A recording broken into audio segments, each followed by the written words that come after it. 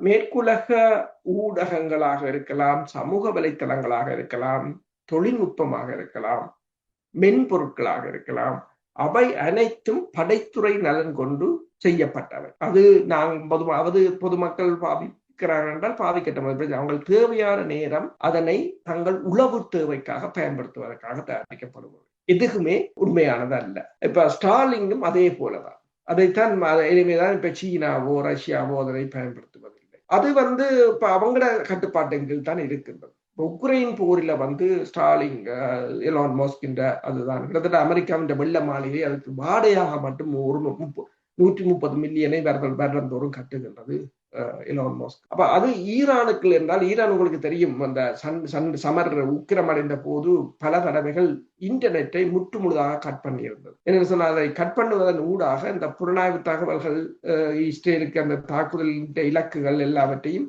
சென்றடைய முடியாதவாறு ஈரான் தடுப்பதற்கான வழிமுறைகளை மேற்கொண்டிருந்தது. இரண்டாவது ஒன்று, அதை நிறுத்திய சமயம் இவ்வாறு இந்த புலனாய்வு தகவல்கள் செல்கின்றன என்பதை அறிவதற்கும் அவர்களுக்கு அது ஒரு உறுதுணையாக இருந்தது. அதாவது முற்று முழுதாக இன்டர்நெட் நிறுத்தப்பட்ட நிலையில் எங்கெங்கு இன்டர்நெட்டுகள் வேலை செய்கின்றதோ அதை இலகுவாக கண்டறிந்து அந்த மொசாட்டின் ஸ்லீப்பர் செல்ஸ் சொல்றது அவற்றை இலகுவாக கைப்பற்றுவதற்கான ஒரு முயற்சி. ரஷ்யாவும் இதனைத்தான் பல இடங்களில் செய்திருக்கின்றது. ரஷ்யாவுக்குள் ஊடுருவியிருக்கின்ற உக்ரைன் படையினரை கைது செய்வதற்கு. ஏனென்றால் ரஷ்யாவின் படைத்துறை ஆலோசகர்கள் ஈரானில் இருக்கிறார்கள். சீனாவின் படைத்துறை ஆலோசகர்கள், வடகொரியாவின் படைத்துறை ஆலோசகர்கள் இருக்கிறார்கள். அப்ப அவர்களின் வழிநடத்தலில் இயங்கலாம். உங்களுக்கு தெரியும், வாட்ஸ்அப் கூட அமெரிக்கா வாட்ஸ்அப்பை ஒரு தங்களுக்குரிய ஒரு உளவு கருவியாகத்தான் பயன்படுத்தியது. வாட்ஸ்அப்புகளால் போற மெசேஜ்களை அவங்களை இலகுவாக கண்காணிக்கலாம். ஆனால் அதே வாட்ஸ்அப்பை ஈரான் ஹேக் பண்ணி அமெரிக்காவை உளவு பார்த்ததாக கூறி அமெரிக்காவின் ஹவுஸ் ஆஃப் ரெப்ரசன்டேட்டிவ்ஸ் வாட்ஸ்அப் அனைத்தையும் ஓஃப் பண்ண சொன்னார்கள், அது யூஸ் பண்ண வேண்டாம் என்று கூறினார்.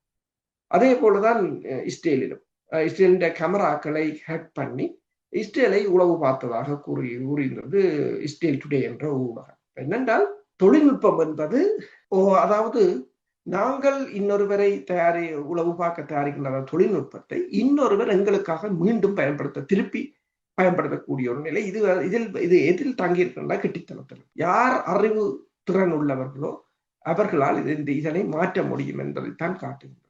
நீங்கள் கூறியது போல ஈரான் ஸ்டாலிங்கை மட்டும் முடக்கவில்லை, ஐக்கிய நாடுகள் சபையின் அணுசக்தி பிரிவின் தலைவர் ரஃபேல் குரோசியையும் இப்போது கைது செய்ய வேண்டும், அல்லது மரண தண்டனை கொடுக்க வேண்டும், அல்லது அவர் நாட்டுக்கு நுழைவதை கூட இப்போது தடை செய்திருக்கின்றது.